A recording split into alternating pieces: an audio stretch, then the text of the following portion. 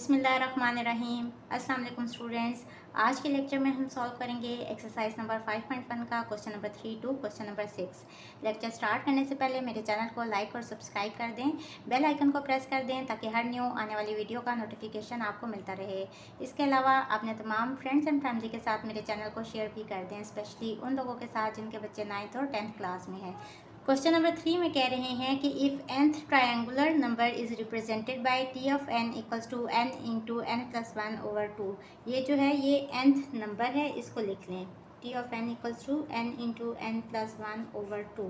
Then find 100th triangular number. 100th triangular number किस तरह से फाइंड करेंगे कि n की जगह पे 100 पुट कर देंगे। This is equals to 100 into 100 plus 1/2।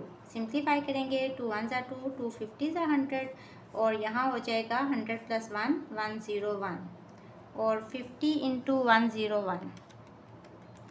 Answer is 5050।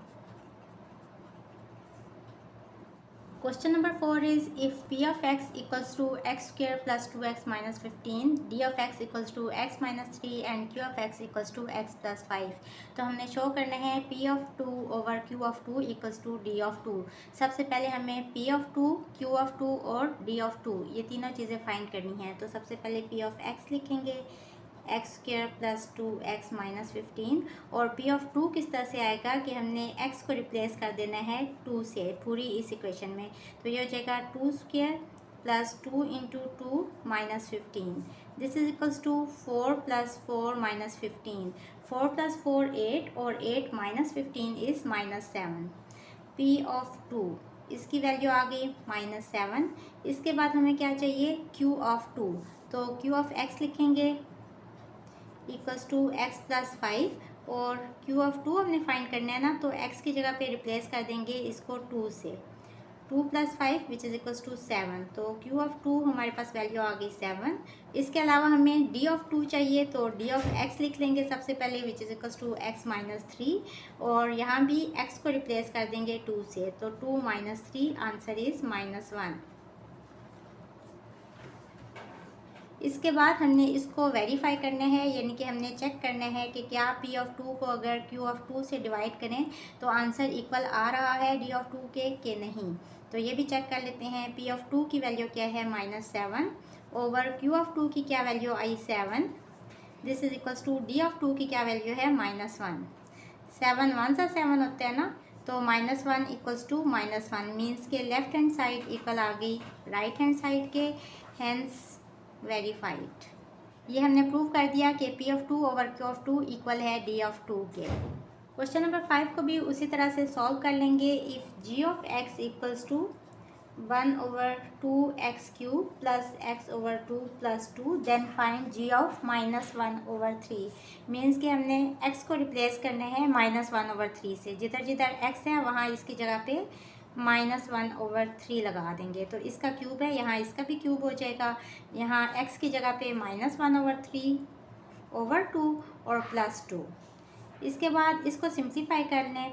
1 over 2 minus के ऊपर पावर है ऑड नंबर, तो ये negative sign as it is साथ में आ जाएगा और 3 क्यूब इक्वल होता है 27 के। 1 ओवर 27 आ गया और प्लस माइनस माइनस और ये हो गया 1 ओवर 3 डिवाइडेड बाई 2 और प्लस 2।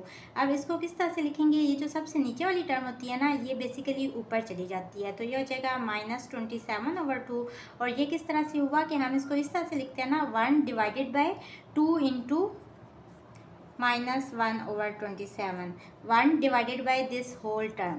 तो अब इसको सिंप्लीफाई कर लें, ये हो जाएगा 1 मल्टीप्लाई बाय, बल्कि पहले 2 को अंदर मल्टीप्लाई कर दें तो ये हो जाएगा माइनस 2 ओवर 27। इसके बाद जब डिवीजन का साइन मल्टीप्लिकेशन में चेंज होगा तो 27 ऊपर चला जाएगा और 2 नीचे आ जाएगा और साथ में negative sign as it is आ जाएगा। ये इक्वल टू हो गया माइनस 27 ओवर 2, यही चीज़ आ गई। इसके बाद यहाँ जो ऊपर फ्रैक्शन में नीचे होते हैं ना, ये बेसिकली यहाँ नीचे डिवाइड होता है। इसको भी आप सॉल्व कर लें। ऊपर वाला लिखेंगे 1 ओवर 3 और फिर डिवाइडेड बाय नीचे वाला डिवाइडेड बाय 2। इसके बाद जब डिवीजन का साइन मल्टीप्लिकेशन में चेंज होगा ना, तो ये वाला 2 रिवर्स हो जाएगा। अभी 2/1 है, अब हो जाएगा 1/2। और इसके बाद इनको सिंप्लीफाई कर लें, 1 1 से मल्टीप्लाई होकर 1 आ जाएगा और 3 2 से मल्टीप्लाई होकर 6 आ जाएगा। तो यहाँ बेसिकली क्या हो रहा है कि ये 3 इस 2 से मल्टीप्लाई हो रहा है, 3 यहाँ 2 के साथ आ जाएगा, 1/6 आ गया और +2। अब इसको हम सिंप्लीफाई कर लेंगे यूजिंग कैलकुलेटर। Negative sign 27/2